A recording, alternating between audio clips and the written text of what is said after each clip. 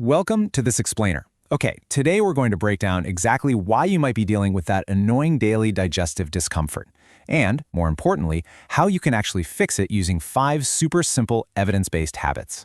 If you're just totally exhausted from feeling heavy, sluggish, or just gross after eating, you are absolutely in the right place. We're going to dive into the science of what our bodies actually need to process food smoothly. So, let's jump right in with a question that probably hits a little too close to home for a lot of us. Do you often feel super bloated after meals? Or maybe you struggle with constipation, acidity, or just excessive gas? Man, these are those frustrating everyday symptoms that can literally just ruin your mood and tank your productivity, right? And the crazy thing is, for so many people, these happen so often that they just kind of accept them. They think, well, this is just my life now. But here's the thing, they aren't normal, and you absolutely don't have to just live with them. So many of us walk around believing this massive myth. We tell ourselves, I just have a weak digestive system, like we were somehow born with a faulty stomach. But the reality?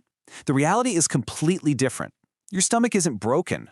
It's really just reacting to daily routines that desperately need an update. Think of your body like a machine. It's just giving you direct feedback about the fuel and the environment you're giving it. Which brings us to section 1, the internal fuel.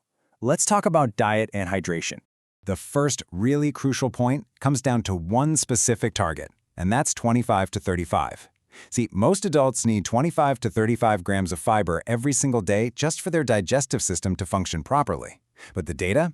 It shows that most of us are barely getting half of that. And look, when you don't have enough fiber, things simply stop moving the way they should. Fiber is basically the essential broom that sweeps out your intestines. So hitting this daily target, that is habit number 1. Now, I know what you're probably thinking. How on earth do I get all that fiber? Do I have to sit around eating giant bowls of raw salad all day? Absolutely not. To get that required 300 to 500 grams of daily vegetables, you can use what we like to call stealthy veggies. We're talking tomato, onion, capsicum, spinach, carrots, bottle gourd, pumpkin. You really don't have to eat rabbit food here.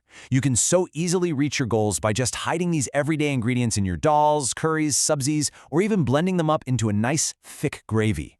You're getting the whole shebang, all the fiber, but it just tastes like a delicious, comforting meal. Now, if you do decide to go the supplement route to hit that fiber goal, using things like isabel or psyllium husk, listen up, because there is a major warning here. Taking fiber with lots of water helps it do its job, but taking it without enough water? Oh man, that will actually make your constipation so much worse.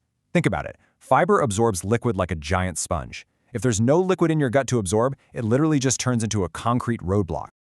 And that brings us perfectly to habit number 2, hydration. Since fiber works best when it's fully hydrated, you need to be sipping fluids consistently throughout your day to hit these baseline targets. For most women, you'll want to aim for about 2.5 to 3 liters a day, and for the guys, 3 to 3.5 liters. And hey, remember, if you exercise a ton, work outdoors, or just happen to sweat heavily, your engine is running hotter. That means you're going to need to add even more fluid to hit your true baseline. I know, counting liters all day can be incredibly tedious. So here's a super simple, practical way to check if you're actually meeting those targets. Just look at your urine. Seriously, it's that simple. If it's pale yellow, you are doing great. But if it's consistently dark yellow, you're dehydrated, and your digestion will absolutely suffer because your body is basically pulling water straight from your colon just to survive, leaving your whole digestive system completely stalled out. Oh, and a quick pro tip for you. Don't just chug a whole liter of water at once. Sip it consistently throughout the day for the best absorption. Okay, moving right along to section 2, external influences. We're looking at movement, mindfulness, and stress. Habit number 3 brings us to this magic number, 20 to 30. Please do not underestimate the power of simply moving your body. You don't need these intense, exhausting, dripping in sweat workouts to see results with your digestion. Actually, a simple 20 to 30-minute daily walk is completely enough to physically stimulate your intestines and get things moving. When your body is consistently active, your digestive tract wakes up too. It's literally a completely free, highly effective way to naturally boost the whole system. Now for habit number 4, we really need to talk about how we're actually eating. We've got to stop the 5-minute scrolling meals. I mean, so many of us literally just inhale our food in 5 minutes flat while we're totally distracted, scrolling through our phones, watching TV. We really need to slow down, put the phone away, and actually chew our food properly. Because when you eat while you're distracted, you just don't chew enough. Plus, you end up swallowing a ton of air, which directly leads to that awful balloon-like bloated feeling we talked about earlier. Here's a fundamental truth that's going to completely change how you look at eating. Digestion starts in your mouth, not in your stomach. Seriously, your teeth and your saliva, they are the actual first stage of the whole digestive process. The better you chew your food, like literally turning it into a paste before you even swallow, the less work your stomach has to do later on. By chewing well, you are literally saving your stomach from having to pull an overtime shift. And that brings us to habit number 5, which tackles the invisible culprit, stress. Because your gut and your brain are so closely connected, constant anxiety and poor sleep will absolutely wreck your digestion. But get this, spending just 10 to 15 minutes a day on simple stress management practices, like Anulom Vilom, deep breathing, a bit of meditation, or some gentle yoga, can significantly reduce those digestive symptoms triggered by anxiety. So, if you ever notice your stomach acting up right before a huge meeting or during a crazy, stressful week at work, these techniques are exactly what your gut is crying out for. All right, moving to section 3, the reality check. Let's talk about when it's time to actually seek help. Look, we have to talk about medical red flags here.